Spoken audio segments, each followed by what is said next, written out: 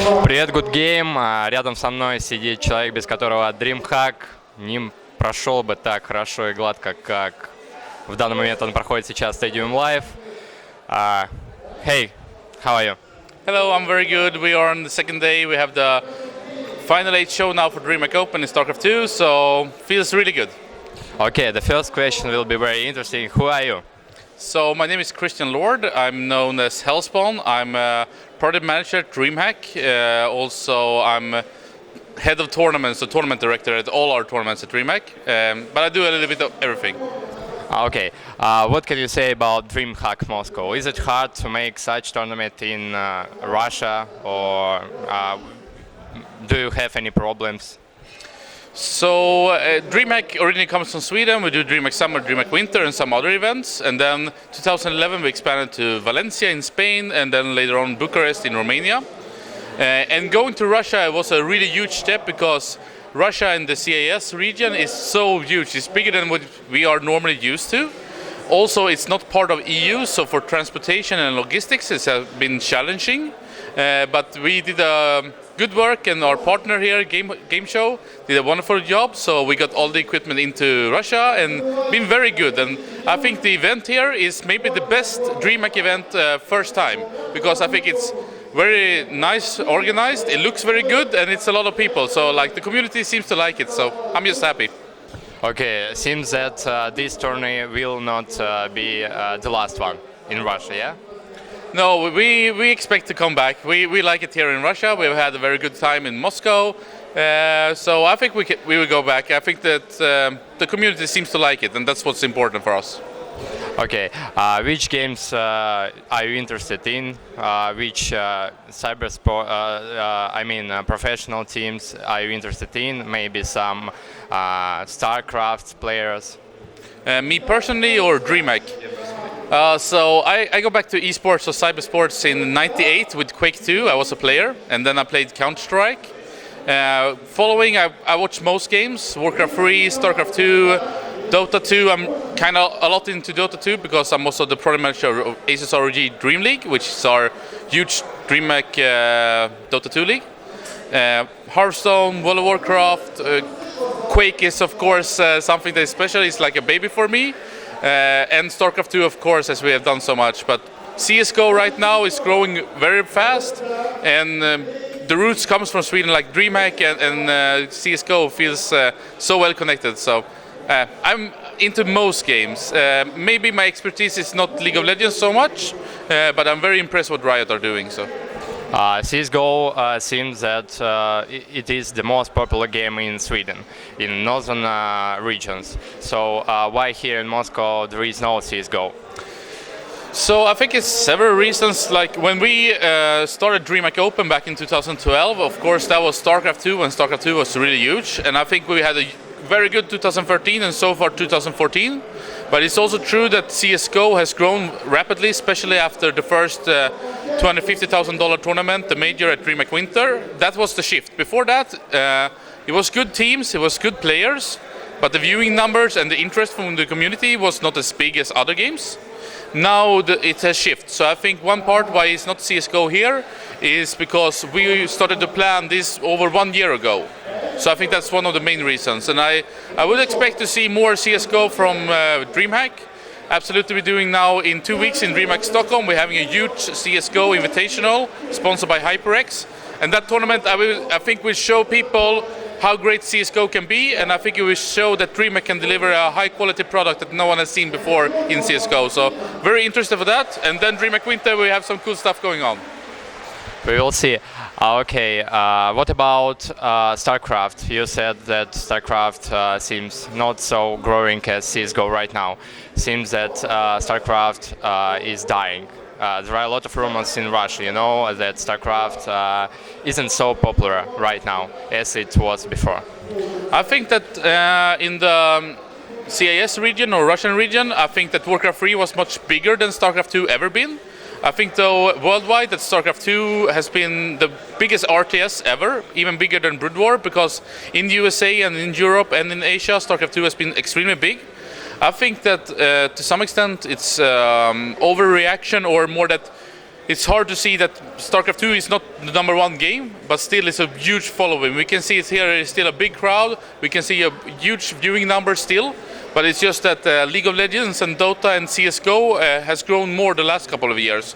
Also, I think that the RTS genre and the one-on-one is a little bit less interesting because when you're a team and you play with your friends, it's more easier game to get better at, but also having fun. StarCraft 2 is such a hard game.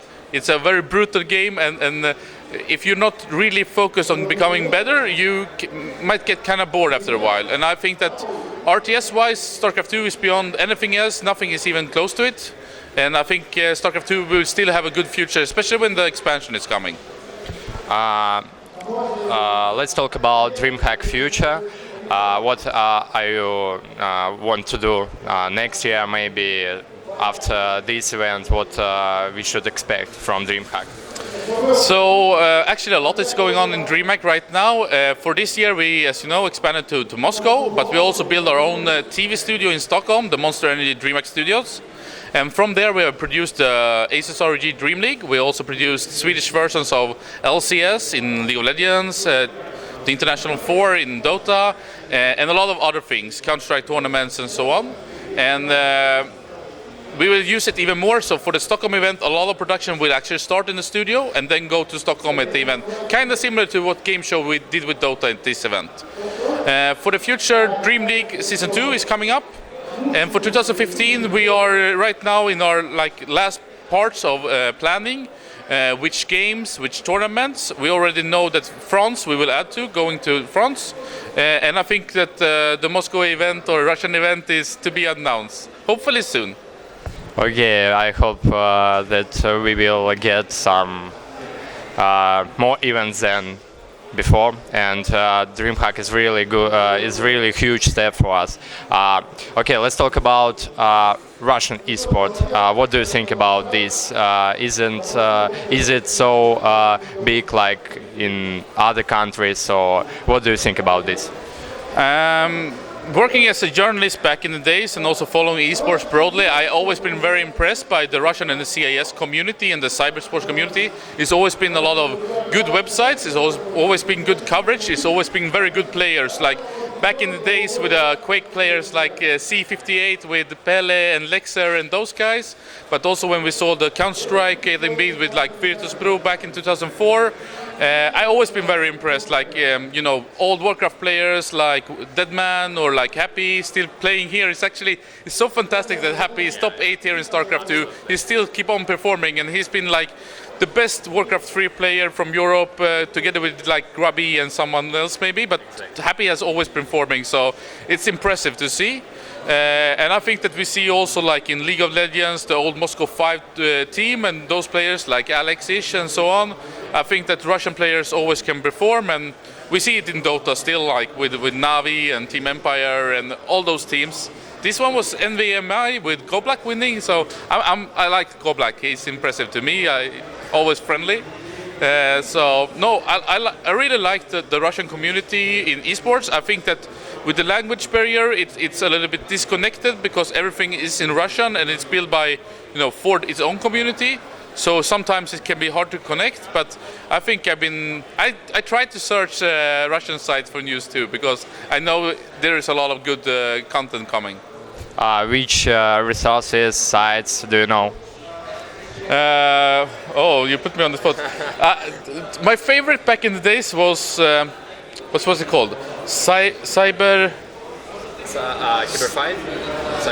Cyberfight, true, yes. That was maybe my favorite back in the days. But I go to goodgame.ru, I go to a lot of different sites and see what's going on. I think also that the teams like Virtus Pro, like Na'Vi, they do a lot of good coverage compared to some other esports teams in the Western. So I think it's always a lot of good content coming from this region. Any last words? You are welcome. I hope that it's been a good DreamHack Moscow, that the community home has been had a good event. I hope also that you come for hopefully next one event. And I'm always happy to see such a big interest in the DreamHack. Like so many journalists, so many players, so many viewers coming, both for DreamHack Summer and Winter and our other events. And I mean Dota, it's like everybody, like it's like 30% coming from this region watching our Dota tournament. So it's always super interesting to me, and I hope that CS:GO will grow even bigger, because I think that the 1.6 era in Russia was so great, and I hope it happens the same as happened in Sweden and in Europe right now when CS:GO is exploding, because I think the competition is very good. Even though Virtus.pro has a Polish team, I think that Hellraiser and what other team? Let's see, both Navi and and those guys. That team was... Yes, that team, sorry, I forgot you guys. That team, that we will see still a lot of good Russian players, because I think it's important for this industry to have that community. Thank you very much for an interview. Hope we'll see you next year. Yeah, thank you. Thank you, guys.